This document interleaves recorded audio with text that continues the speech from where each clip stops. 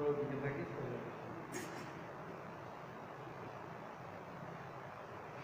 আমাদের গরিবপুর সদর উচ্চ বিদ্যালয়ের শিক্ষার্থীরা নিশ্চয়ই তোমরা ভালো আছো এবং ঠিকমতো ভাষায় পড়াশোনা করতেছো। সারা বাংলাদেশে সহ বিশ্বের সব দেশেই আমাদের করোনা ভাইরাসের কারণে লেখাপড়া যে প্রতিষ্ঠান সেই স্কুল কলেজ বিশ্ববিদ্যালয়গুলো সবগুলো বন্ধ ঘোষণা করা হয়েছে, যার কারণে নিয়মিত পড়াশোনা প্রাতিষ্ঠানিক পড়াশোনা ব্যাহত হচ্ছে। এই অবস্থা থেকে পরিত্রাণের জন্য বাংলাদেশ সরকার অনলাইন স্কুলে শিক্ষার্থীদের শিক্ষা ব্যবস্থা চালু করেছে, যার ফলে শিক্ষার্থীরা বাড়িতে বসে মোবাইলের মাধ্যমে ল্যাপটপের মাধ্যমে তারা সারা যে ক্লাসগুলো করে ক্লাসগুলো তারা দেখতে পারবে এবং বুঝতে পারবে। ফলে পড়াশোনার যে ধারাবাহিকতা এই ধারাবাহিকতাটা বজায় থাকবে। তার এই ধারাবাহিকতায় আমাদের গরিবপুর শুভলতা উচ্চ বিদ্যালয়েও গার্লসগঞ্জ অনলাইন স্কুলের মাধ্যমে আমরা শিক্ষার্থীদেরকে এই লেখাপড়া যাতে অব্যাহত থাকে সেভাবে অনলাইন ব্যবস্থাগুলো চালু করেছি। এই অনলাইন ক্লাসে আমাদের বিষয়ভিত্তিক শিক্ষার্থীরা সকল শিক্ষার্থীদের পাঠ্যপুস্তক অনুযায়ী যে শিক্ষা আমাদের প্রচলিত সেটাই তারা দেখতে পাবে এবং আমাদের বিভিন্ন বিষয়ের যে শিক্ষকরা রয়েছে তারাও তাদের সিলেবাস ভিত্তিক সবগুলো বিষয়ে আমরা অনলাইনের মাধ্যমে ক্লাস করার চেষ্টা করব এবং আমরা তোমাদেরকে একটা রুটিন দিয়েছি, সিলেবাস দিয়েছি। বার্ষিকের সিলেবাস থেকে আমাদের এই অনলাইনের ক্লাসের বিষয়বস্তুগুলো আমরা নির্ধারণ করেছি। তোমরা যদি এই ক্লাসগুলো দেখো তাহলে সামনে বার্ষিক পরীক্ষা যদি হয় এবং আমরা একটা পরীক্ষা নেব 24 তারিখ থেকে, আমরা যে ক্লাসগুলো নেব সেই ক্লাসগুলো তোমরা যদি অনুসরণ করো তাহলে পরে তোমরা পরীক্ষাটা সুন্দর করে দিতে পারবে। আশা করছি যে তোমরা ক্লাসগুলো নিয়মিত দেখবে। তোমরা জানো ইতিমধ্যে আমরা রুটিন দিয়েছি এবং একটা পরীক্ষারও আমরা রুটিন দিয়েছি, সেটা তোমরা ফলো করবে, তাহলে পরে তোমরা বিষয়গুলো শিখতে পারবে। আজকে আমি তোমাদের জন্য নবম ও দশম শ্রেণীর ভূগোল বিষয়ের পর্বত চ্যাপ্টার থেকে আমি তোমাদের একটা ক্লাস নেব। তাহলে আজকের আমাদের ক্লাস হলো পর্বত বিষয়টা নিয়ে। তোমরা খেয়াল করে এখান থেকে একটা প্রশ্ন আসার সম্ভাবনা আছে এবং বিষয়টা তোমরা ভালো করে বোঝার চেষ্টা করো। প্রথমে আমরা জানবো পর্বত। পর্বত হলো যেটা আমরা পাহাড় বলি, পাহাড়ের চেয়ে অনেক আরো বেশি উঁচু যে জিনিসটা, এটাকে যদি আমরা সংজ্ঞায়িত করতে চাইলে কি বলবো, যে পর্বত হলো সেই জিনিস যেখানে আমরা বলবো যে এটা হবে অনেক উঁচু একটা মাটির স্তূপ, খুব উঁচু একটা পর্বতমালা। এই উঁচু এটা থাকবে সুউচ্চ শব্দটা কেন ব্যবহার করলো? উঁচু থেকে উঁচু, অনেক উঁচু, তার মানে উঁচু হবে, সুউচ্চ হবে, সুবিস্তৃত হবে, অর্থাৎ বিশাল আকারে বিস্তৃতি হবে। এমনও আছে পৃথিবীতে কিছু কিছু পর্বত আছে একটা দেশের উপর দ্বারা 2-3টা দেশের উপর দ্বারা প্রবাহিত হয়েছে, স্থাপিত হয়েছে। যেমন আমরা যে হিমালয়ের কথা বলি, সেই আমরা মায়ানমারে কিছু অংশ দেখতে পাই, ভারতে দেখতে পাই, ভুটানে দেখতে পাই, নেপালে দেখতে পাই। কি হলো বিষয়টা, যে একটা বিশাল পর্বত, এইভাবে আমাজন পর্বত, তারপরে ভঙ্গিল পর্বত, এগুলো বিভিন্ন পর্বত আছে, হিমালয় পর্বত, এরা অনেক দূর পর্যন্ত পর্বতগুলো প্রবাহিত হচ্ছে। ফলে এই সমস্ত পর্বতগুলো তাহলে বোঝা গেল অনেক বিস্তৃত। এরপরে হলো খাড়া ডাল, সচরাচর সাধারণত যারা উঠতে পারবে না এইসব জায়গাতে এরকম একটা অবস্থা ছিল, তাইলে সহজে উঠা সম্ভব না এমন। তাহলে আমরা কি বিষয়টা বৈশিষ্ট্য থেকে আমরা যে সংজ্ঞাটা পেলাম সেটা হলো পর্বত হবে সুউচ্চ সুবিস্তৃত খাড়া ঢাল বিশিষ্ট শিলা স্তূপকে পর্বত। তাহলে কি শেখা হলো, যে পর্বত হলো সুউচ্চ সুবিস্তৃত খাড়া ঢাল বিশিষ্ট শিলাস্তূপকে পর্বত। সুউচ্চ সুবিস্তৃত খাড়া ঢাল বিশিষ্ট শিলাস্তূপকে পর্বত শিখলাম। এখন আমরা পর্বত শ্রেণীবিন্যাস শিখব। পর্বত সাধারণত 4 প্রকার। এর মধ্যে 1 নম্বর হলো ভঙ্গিল পর্বত। ভঙ্গিল পর্বত ভঙ্গিল পর্বত। ভঙ্গিল পর্বত কি? ভঙ্গিল শব্দটা একটা ভাঙ্গা শব্দটা বোঝা গেল। ভঙ্গিল হইল একটা বিশাল ভূখণ্ড, সেখানে ভূ অভ্যন্তরে কোনো না কোনো কারণে, সেটা ভূমিধসের কারণে হোক অথবা শিলাচ্যুতির কারণে হোক, দুই পাশ থেকে প্রচুর আলোড়িত হওয়ার পরে ভূমিতে খুব চাপের সৃষ্টি হবে। উভয় পক্ষ থেকে যখন উভয় দিক থেকে চাপের সৃষ্টি করবে, তাহলে পরে এটা ভাঁজের সৃষ্টি হবে। এমনি করে একটি ভাঁজের সৃষ্টি করে দুই দিক থেকে যখন চাপ প্রয়োগ করা হবে, ভূ আলোড়নের ফলে যখন চাপ দিবে, তখন সেখানে ভাঁজের ভূমিতে একটা বাজের সৃষ্টি হবে। বাজের সৃষ্টি হলে বাজের যে উঁচু অংশগুলো আছে সেটাই পর্বতে পরিণত কি দাঁড়ালো? ভূ অভ্যন্তরে অর্থাৎ ভূমির অভ্যন্তরে, সেখানে শিলাচ্যুতি হোক, ভূমিধস হোক, যে কোনো কারণে যদি ভূ পার্শ্ব চাপের সৃষ্টি হয়, উভয় দিক থেকে চাপের সৃষ্টি হলে ভূমিতে যে ভাঁজের সৃষ্টি হবে তাকে ভঙ্গিল পর্বত। যেমন আল্পস, রকি, হিমালয় ইত্যাদি হলো এই ধরনের পর্বতের উদাহরণ, যে এরা এরকমভাবে খাড়া ঢাল বিশিষ্ট থাকে, অনেক উঁচু হয়ে থাকে এবং সুবিস্তৃত হয়ে থাকে।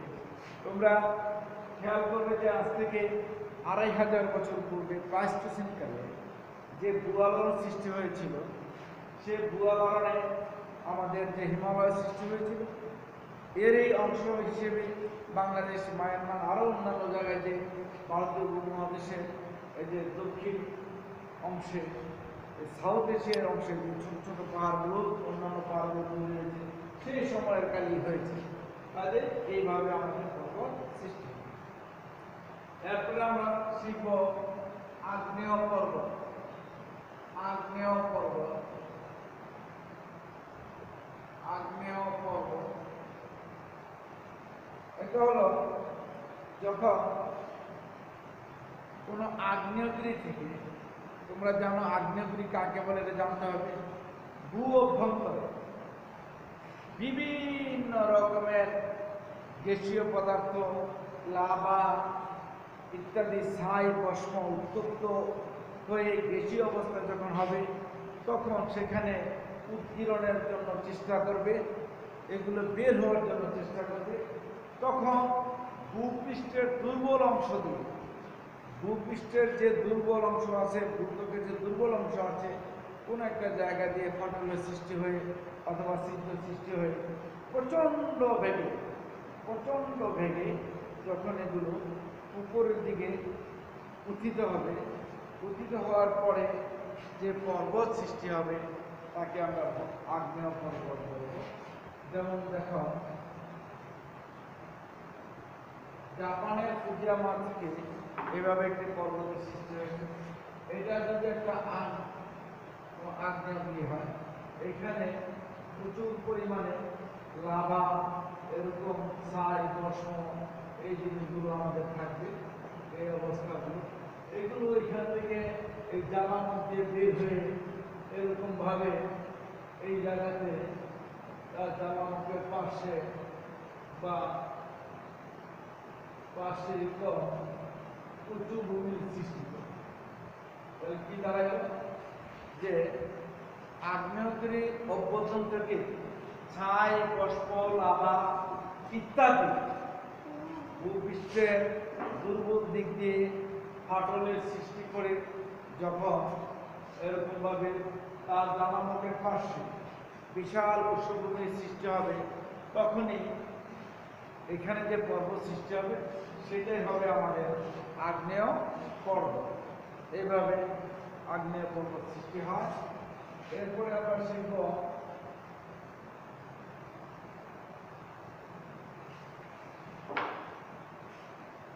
স্তূপ পর্বত।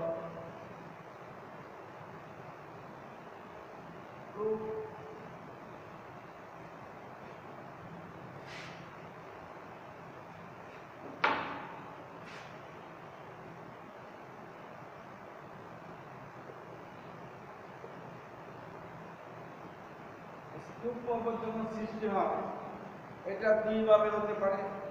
একটা হতে পারে নদী বা সমুদ্রের তলদেশে পানি প্রবাহিত হওয়ার সময় কোনো না কোনো কারণে সেখানে একটা কঠিন শিলা সৃষ্টি হলো। এখন এই কঠিন শিলা থেকে যদি আমরা জানি স্রোতের সময় যদি বাধাপ্রাপ্ত হয়, তো সেখানে এই স্রোতের সাথে পানির সাথে অনেক বালিকণা যুক্ত হয়, হয়ে হয়ে হয়ে হয়ে সেখানে এরকমভাবে উঁচু ভূমি সৃষ্টি করবে। তোমরা জানো যে আমাদের দেশে যে চরগুলো পড়ে, কেন পড়বে? সেখানে তো অনেক পানি আছে, তো সেখানে উঁচু ভূমি কেন সৃষ্টি হবে? সেখানে নদী বা সাগরের তলদেশে কোথাও কোনো কিছুর কারণে বাধাপ্রাপ্ত হয়ে সেখানে বালিগুলো চতুর্দিকে জমে জমে এরকম রক্স, বালিকণা, বিভিন্ন জিনিস জমে জমে জমে জমে আস্তে আস্তে উপরে বিশাল আকার সৃষ্টি করে আমাদের বাংলাদেশের দক্ষিণে তালপট্টিতে বিশাল দ্বীপ দেখা দিয়েছে। সেটা এরকমভাবে জনসংখ্যা দিতে শুরু করেছে। আমাদের দেশেও এরকম নদীর ভিতর সাগরের দেশে সোনাদিয়া দ্বীপ, কুতুবদিয়া দ্বীপ এভাবেই সৃষ্টি হয়েছে।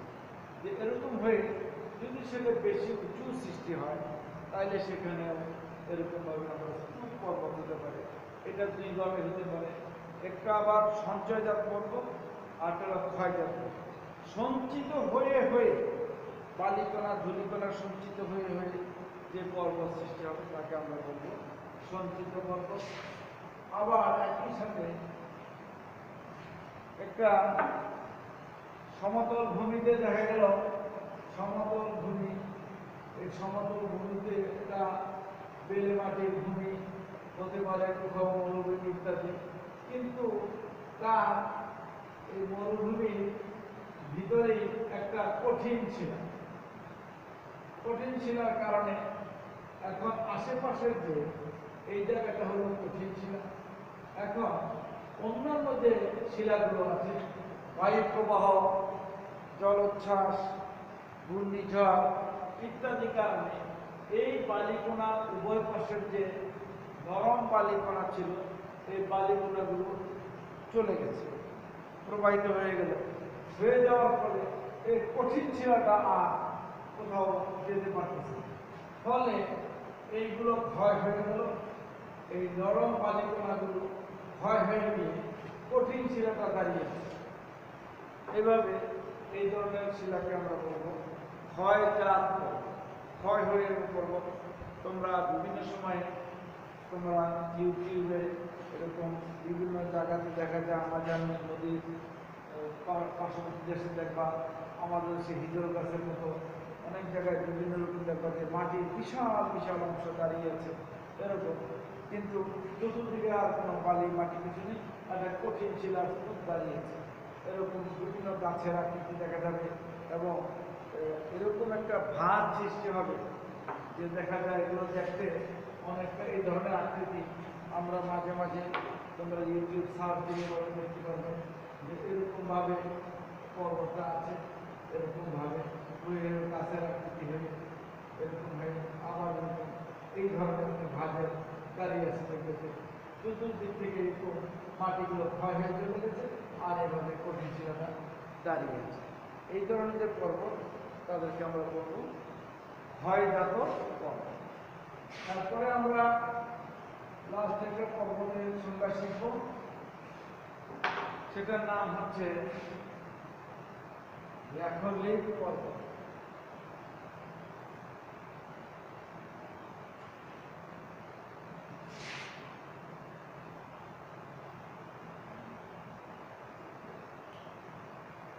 এই পর্বতটা হবে আমাদের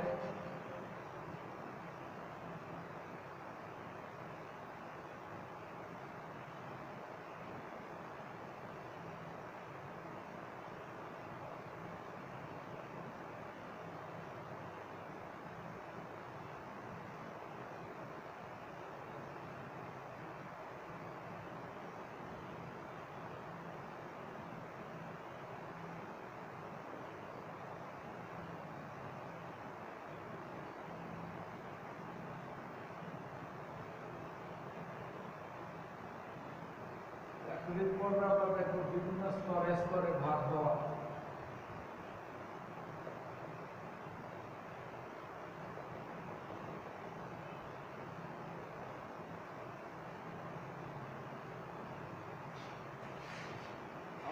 দেখবো যে ভূপৃষ্ঠে তাকালে আপনার দেখা যাবে কিছু কিছু ভূমি আছে যে প্রচণ্ড ভূ আলোড়নের ফলে ভূপৃষ্ঠের উপরের অংশটা বা ভূত্বকের উপরের অংশটা খুব কঠিন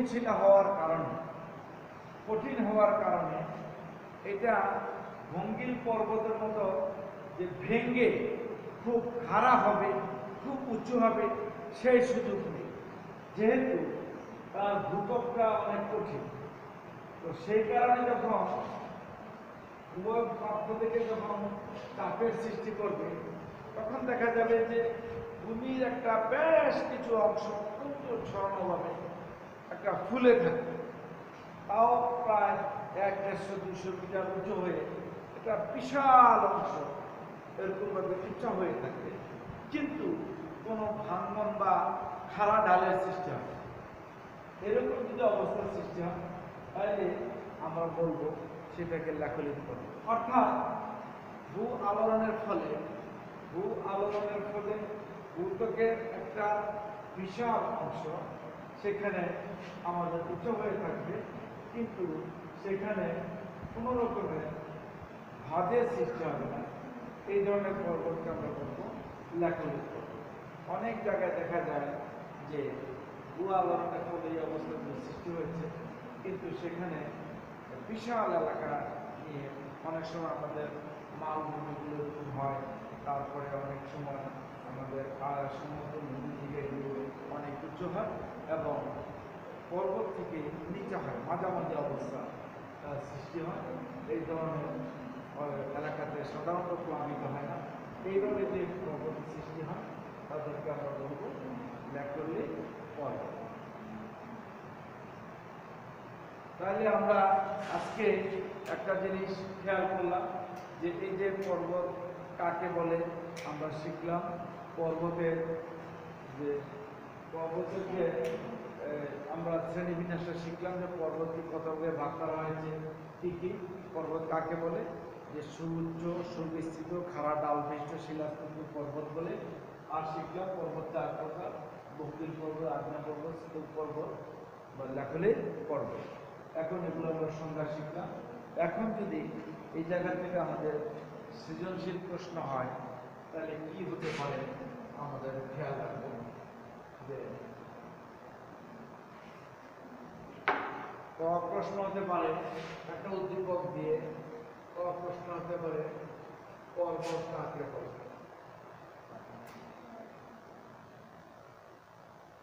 পর্বত কাকে বলে, হতে পারে যে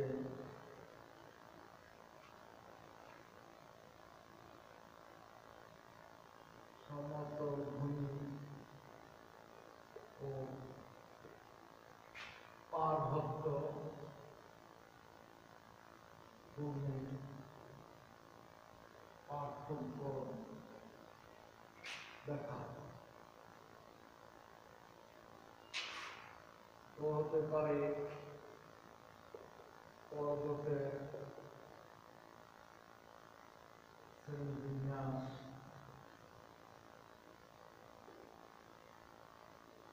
আলোচনা করা, বা হতে পারে ভারসাম্য সৃষ্টিতে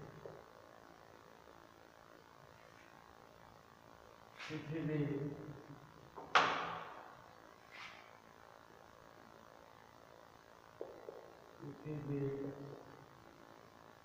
ভারসাম্য সৃষ্টিতে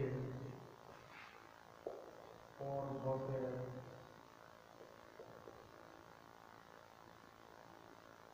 ভূমিকা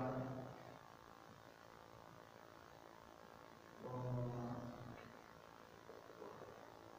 এইভাবে আমরা একটা সৃজনশীল প্রশ্ন তৈরি করতে পারি। পর্বত বিষয়টা চ্যাপ্টারটা আলোচনা করলে এই বিষয়গুলো আমাদের সামনে চলে আসবে। যে কোনোভাবে সৃজনশীল প্রশ্ন করা হোক না কেন, নিশ্চয়ই আমরা এই প্রশ্নগুলো উত্তর দিতে পারি। তাহলে বন্ধুরা, তোমাদের এইটুকু পড়া হইল। এই পর্বত চ্যাপ্টারটা ভালো করে পড়বে এবং তোমরা নিজেরা সৃজনশীল প্রশ্ন বাড়িতে তৈরি করার চেষ্টা করবে, সেগুলো করার চেষ্টা করবে। তোমরা এগুলো শিখবে আর আমাদের এই পড়াগুলো ঠিকমতো করবে। তোমরা সকলে সুস্থ থাকবে, ভালো থাকবে। করোনা ভাইরাসের সময় তোমরা এদিক সেদিক ঘোরাফেরা করবে না, হাটে বাজারে ঘোরাফেরা করবে না, স্বাস্থ্য সচেতন থাকার চেষ্টা করবে।